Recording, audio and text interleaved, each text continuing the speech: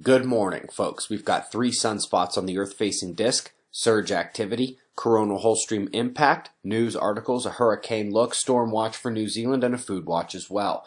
Let's begin over at spaceweathernews.com. We're finding the last 24 hours on our star to be middle of the road in terms of surface activity. It's more so on the left, but without any large solar flares or eruptions. The space weather story this morning is coronal hole stream impact. It lit up auroras around the poles last night, but was not strong enough to produce a geomagnetic storm. Of course, what everyone watching here is waiting for is a look at the sunspots.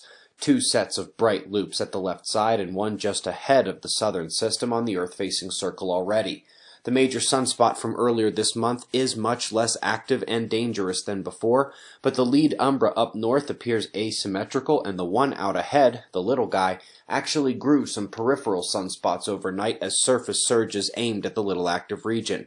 Jolts of plasma mean we have to monitor them today there, while we here see the total expanse of the northern coronal hole system. Its solar wind is expected to arrive Wednesday night or Thursday morning.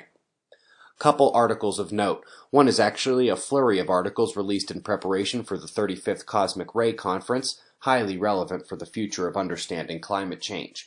And also a decent piece on why size matters for exoplanets in terms of detecting and analyzing their atmospheres, but mass does not, meaning that the gravity of large planets does not preclude atmospheres bulging out to detectable ranges. Folks, it's been a few weeks since we did a food watch, but as equinox spells a shift, let's look around at how the climate is treating us, and while snow and record cold begins to be set in the U.S. already, we're coming out of southern winter, and it was not kind to everyone.